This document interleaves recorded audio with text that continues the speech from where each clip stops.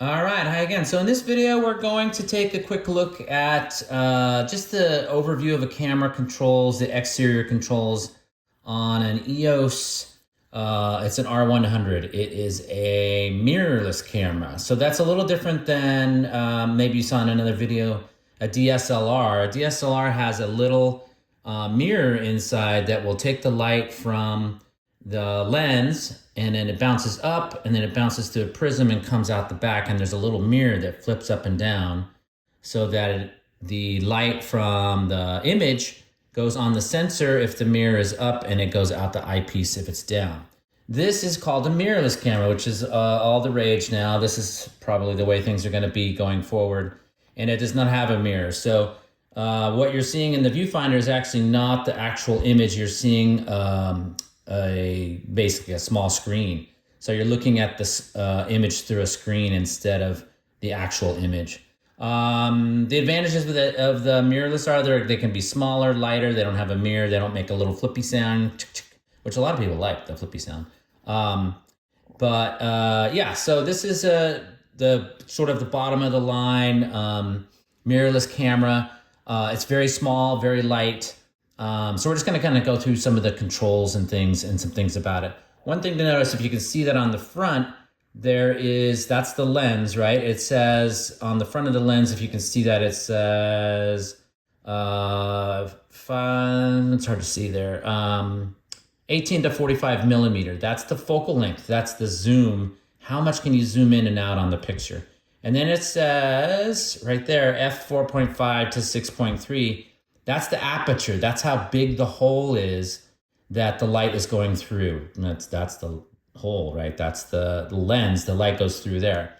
So you'll see different lenses with different apertures and different focal lengths. Yeah, that's something that depends on the lens. So one of the good things about a mirrorless or a DSLR, a digital single lens reflex, is the lens comes off. So that's our first control here. So here's the lens removal button. So I'm going to press it here and try to do it this way and not drop anything. So if I press that button right there and then I rotate, the lens comes off. And then you can see the sensor. That's the sensor that is seeing the picture and recording it.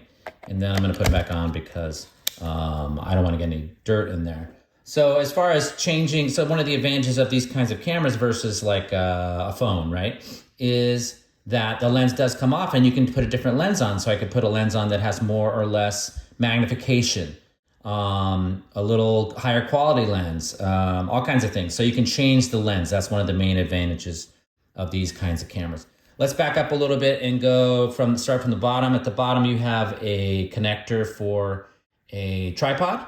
So they're all about this. They're all standard size. So you can put this on a tripod so that you can steady the camera when you're using long exposures. So some of the stuff that I'm mentioning you probably haven't heard of yet. So don't worry about that. But that's the tripod connector. This is the battery compartment door. So that's the battery. And in this camera, the card is also in the battery compartment. So if I flick this little switch and then the battery comes out, obviously there's a battery in there, right? And then to charge it, I would put it in this charger like so, and then plug it into what's called an outlet at your house. Yeah, so that's how you can charge it. Just kind of going through a little bit of everything here. So I'm gonna put that back in, if I can get it. Yeah, there we go. Maybe I'm putting it in the backwards. Oh, I was putting it in backwards. Yeah, be careful how you put it in. I think I was putting it in backwards. There we go. So you push it in and it clicks. So also in here is the memory card. So this is the memory card for this camera. It's an SD card. They're pretty standard. They're actually kind of cheap now, or relatively cheap. They used to be pretty expensive. This one, as you can see, it says Extreme Pro on that. I don't think you can see that. It's a little bit faster writing and reading. So if you want to get a card that's a little bit quicker, faster to write and read, meaning you're saving the image on the card and it does it a little bit faster, then you kind of want a little bit faster card.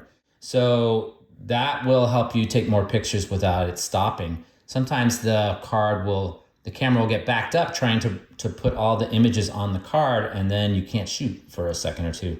And then what if you missed that alien that was in your front yard because your camera was trying to write some pictures? So yeah, and 128 is pretty big. Like I said, bigger the better, the more, obviously the bigger you get, 128 gigabytes this one is, the more images you can store on the card, which can be a problem actually, because then you have millions of images like I do on there.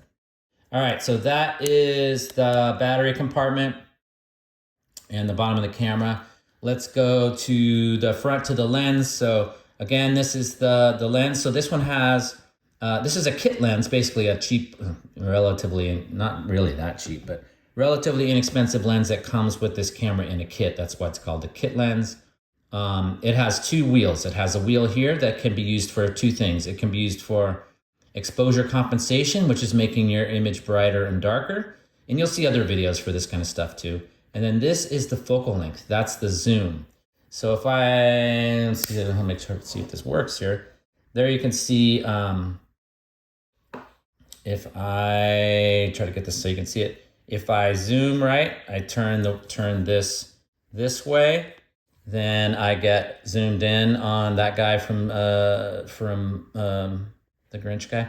And then if I go this way, I zoom out. So the lower this number is, the lower the zoom. The higher this number is, the higher the zoom. That's called focal length. Basically how much zoom there is. So that is that wheel there. Let's go back to the top here. This is the important button. This is the shutter. This is how you take your image, right? So, but a lot of people don't know that what you can do is it's kind of a two buttons in one button. So what I can do is I can press this button halfway and it will focus. You can see the green marks. Oh, it's even seeing the Grinch's eyes, even though they're green. So if I press halfway and you can maybe hear a little beep, that's telling me that it's focused. And then I press the rest of the way and it shoots the image. So you press halfway and you can change that setting, but that's pretty much the default. And most of the time that's going to be the way it is. You can change that setting, but you press halfway to focus and you press the rest of the way to shoot. Then you've got a control wheel here. So this does different things depending on which mode you're in, which we'll come back to in a second. But there's a control wheel here. Some cameras will have two of these, some will have one. This is the video record button. So if I press that button, now I'm recording video and I press it again and I am stopping the video, right? I didn't pay attention to the mode yet, the shooting mode yet, which is very important, but looks like we're pretty much got the right exposure, which is kind of crazy. I think it's using auto ISO. So this button here, which I should have started with, but I didn't, is the on and off button, right? So if I do that, it's off. If I turn that, it's on. At the top here, I have a hot shoe. So a hot shoe is for a external flash, which looks like this. So this is an external flash. Let me get this out of the way so you can see it. So this is kind of a pro level external flash. You probably wouldn't, you're not gonna see somebody using an entry level cheap camera with this flash probably, but what I wanted to show you is this flash slides on there like that. So you've probably seen this before, right? Now you've got this flash, external flash on this camera. And the benefit of using these external flashes is they're obviously more powerful. They have controls, more precise control. They can pivot. You can pivot them around. You can even turn them backwards to bounce light off of a wall. You can do all kinds of creative lighting with these external flashes, and you'll see a video about that later. But that's what that is for. This is called the hot shoe. This camera does have its own little pop-up flash. These are often not that useful. If you are outside and shooting during the day, you can use this as what's called fill flash to put some light into, say, the subject's face a little bit to brighten shadows, basically. Or of course, this will work when it's dark, like it's literally dark, and then there's not enough light for the camera, so you can use this pop-up flash. The downside of this pop-up flash is the light source is very small, so it will be very flat, kind of unflattering light. It is a look that people sometimes like. It looks like surveillance footage a little bit. So that's one of the downsides. It's not a very powerful light as well. You can see obviously that this flash is way bigger and puts out way more light and is a bigger light source. The other problem, or one negative with this, is it's very close to the lens, right? So you can have red eye, which you've probably seen before. Red eye is light bouncing from this flash into literally the retina of your subject, in the blood in there and stuff, gross blood. And then it bounces back, and that's why they look like they are having something going on with the devil or something. Sorry about talking about the devil, but yeah, so that's red eye, and you can get that with these kinds of flashes. But sometimes it's necessary to use them. So yeah, so that pops open like that. Let's see, I think that's the front of the camera. On the side over here, you've got a spot for a mic input. So you can use an external microphone with this camera because it does shoot video, right? And that's one of the reasons these mirrorless cameras are popular, is because, and I can't open this one, but I can just tell you what it is. One of the reasons these are popular is they are pretty good at shooting video. So there you go. There's a mic input. This is, I believe, a remote input.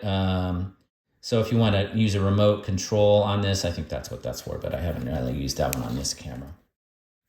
On top is a very important control. This is the mode dial. So you've got a bunch of different modes here. You've got a video mode here. You've got manual mode, which you set the shutter and the aperture. You don't know what those are, maybe, or maybe you do, depending on who you are.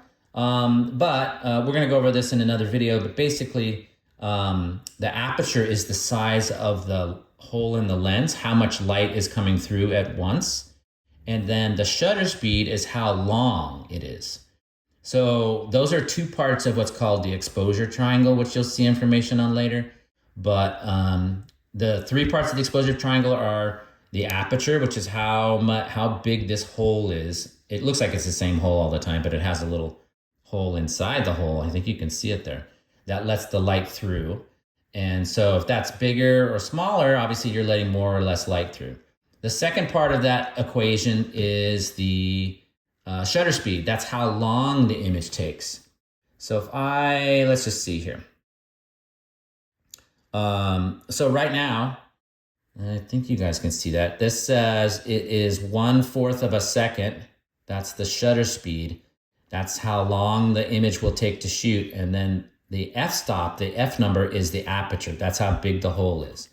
So that's a pretty slow shutter speed. If I actually shoot this, here we go. There's the image. That's probably a little too slow to handhold, meaning I'm holding this with my hand, right? Because it might be blurry. So you're gonna get situations, which everybody does, where you're gonna shoot sometimes and the image is gonna be blurry. And that's because you moved a little bit during that 1/4 of a second.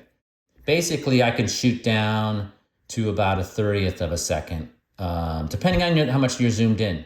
But we'll talk about that more later, but this is pretty slow to handhold, is 1/4 of a second. Like, unless I'm super steady, like a master, freeze in place kind of person, that's probably too slow to handhold. But anyway, so that is the manual mode. You set both of those. AV, which is the aperture priority. So in aperture priority, you set the aperture. So you set the aperture, and then that controls, I can even use these little illustrations. That controls whether you're having more or less depth of field, which you'll see a different video on as well. But a smaller aperture gives you more depth of field, more in focus throughout the scene. Bigger aperture gives you less depth of field, and you get that what's called bokeh, that selective focus that really kind of highlights different parts of your image. So that is aperture priority. You set the aperture because that's how you control, one way to control that. You'll see another video on that as well. But that is one reason you want a camera like this, because it has these manual controls. You can't change the aperture on most cell phone cameras. They don't change. So that's one of the limitations. Sometimes they'll have multiple lenses that do have slightly different apertures, but usually they're kind of fixed apertures. So yeah, moving on. This one is TV, which is not television, which nobody watches now anyway. TV is shutter priority. So in shutter priority, you set the speed of the shot, how long the shutter is open. So here's a good example, little illustrations. And these are on a lot of the cameras too. It's on this one, right? It tells you kind of what's going to happen. If I use a slow shutter speed, that's a long time, things that are moving are going to be blurred. If I use a fast shutter speed, things get frozen in time, right? So a fast shutter speed is for action like sports or making this water look like it's frozen, right, in time. And then a slow shutter speed will show more motion. You're gonna get blurry. You have to be careful when you use a slow shutter speed like this, because you're probably gonna have to use a tripod, or else the whole thing will be blurry because you move during the shot. So that is the TV mode. So you've got manual where you set both. You've got aperture priority where you set the aperture, of course. And then you've got shutter priority where you set the shutter. Then you've got program, which kind of is a mix. So it sets both. It's kind of like an auto mode, but you can vary it. So if I put this on program, which is P, and then I roll this top wheel, and you can see, I don't know if you guys can see that, but these numbers are changing. So the aperture and the shutter speed are both changing depending if I roll this wheel. Hopefully you guys can see that. So that is a way to control both aperture and shutter speed. So one of the things that you might notice about that is there is more than one correct exposure, more than one combination of the shutter speed and the aperture to get you the right exposure, the right brightness. So you can make the shutter, and there's another video for this as well, but I want to say it right now just because it's super important. If I go this way, I'm doing longer exposures, and then the aperture is getting smaller. The bigger the F number, the smaller the aperture. I know I'm throwing a ton at you guys, but you'll hear this again too. And then if I roll the other way, then the shutter speed gets faster and the aperture has to get bigger. That's a bigger aperture. Even though it's a smaller number, it's kind of counterintuitive. So if I shoot, I'm gonna do this actually. I'm gonna shoot this at 5.6, 1/60th, and then I'll stick this in the video too, I think. And then I'm gonna go to F13 and shoot, and they're both going to be probably the correct exposure. One's gonna have more depth of field, one might have more blurring from me moving, but the idea is that there's more than one correct exposure. So that is program mode, and a little bit about exposure, which you'll see more about later. This is scene intelligent auto, they call it. It's basically point and shoot dumb mode a little bit. So if I put this on, the camera's gonna set everything. So it's going to do whatever it thinks is the correct thing to do. So I just shot another one like that.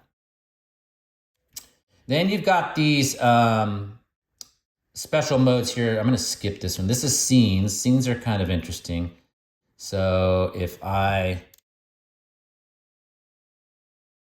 choose a scene, there's different scenes here. Now I don't usually use these too much, but it's good to know that they're there.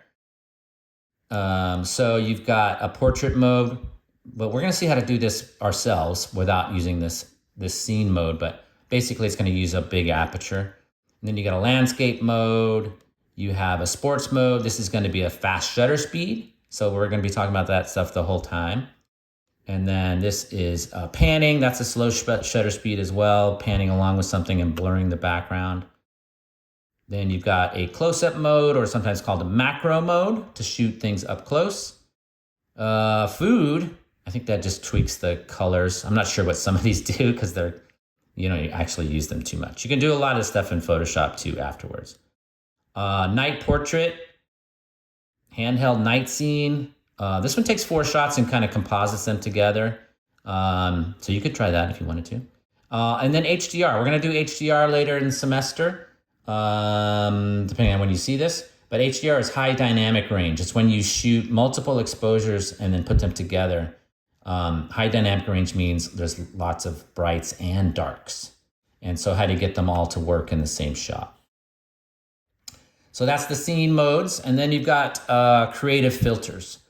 So creative filters are, let's see. I've got grainy black and white. I've got soft focus. I've got fisheye effect, all kinds of, they're pretty goofy mostly. Toy camera effect, miniature effect. There's more HDR modes, but like I said, we're going to talk about HDR later. But that is those special creative filters. I think that's it for up here on top. So that's good. Down here, we've got a couple of more buttons, and then I think we're done with this one.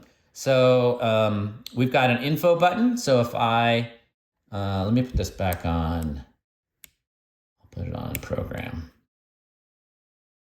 So if I press halfway, if I hit this info button, I will see different displays. So here is one display which shows, there's a separate video for this. This is the quick mode controls, basically. There's a lot of different controls here, too much to go into at this point. But that's one thing you can see. I can click info again and I will see a few things there. I'll see what mode I'm in, how many pictures I have that I can take, my exposure meter, and then my ISO setting. We're gonna get to all that stuff in different videos. And then if I press again, I will see all the settings that are current on the camera. Again, there's a different video for that. And then, and I press again and I add in what's called a histogram. The histogram is sort of a bar graph of what I see, are the brightnesses in the image. So that's info. Then you have this rocker control switch right here, and it has some buttons around it. They do different things depending on what mode you're in. So one is exposure compensation. So there's a separate video for that, but that's the little plus minus on there. If I press that button and then I roll the control wheel, there we go. If I go to the left, it gets darker. If I go to the right, it gets brighter. So normally what you want is that little marker right there. That's your light meter. You want that little marker to be in the middle. So if I put it back to 0, then I'm telling the camera, yeah, you're probably right. Use the exposure that you think works. So when you're using the exposure compensation, you're overriding that. So that's what that button's for. This button on the left says ISO. That is for the sensitivity of the camera to the light. So that's the third part of the exposure triangle. So one is the shutter speed, how long the shutter is open. One is the aperture, how big the aperture is. And then the third part of the exposure triangle is the ISO. That's basically how sensitive the camera is to light. So I've had it on auto because I'm indoors and it's not super bright in here. So I wanted it to be able to adjust itself. But I can also put it on a specific number. Generally, the ISO, you want it to be low. If you can, because you'll get a better quality image. The higher the ISO, the more what's called noise you might get in your image. So it's on auto right now. You'll see that again in another video, I think. There's a couple other buttons here, like there's one for continuous shooting and things like that. I think you'll see that in another video. There's the Q button here in the middle. This is for a Canon only. This is the Q button. And this is where you can go through and change different settings, which you'll probably see in another video. Also, I know it's terrible, but it's good to go and look at your camera manual. Ooh, did I just say that out loud? It's good to look at your manual because there's a lot of information that is in there, and you can look up things and find out things all the time about the camera and how to use it. But I'm just trying to give you a basic overview of the exterior controls there. So that's the Q button. You'll see that in a different video. Then you've got your playback button right here. So you click on that and then you can go through and see your different images. Those are the ones that we just took. And then you've got a menu button, which goes through like 400 menu items, which I'm not going to go into because that would be 3 hours long. But you'll probably see some of that in a different video, or you'll see it in an article or something about these different menu items. A lot of these you don't really have to mess with, but some you might want to. So I think that's about it. This is probably long enough for this one. So that's just an overview of the exterior controls. And there's a couple buttons I left off, but exterior controls on a entry-level Canon R100 mirrorless camera. And I will talk to you again later.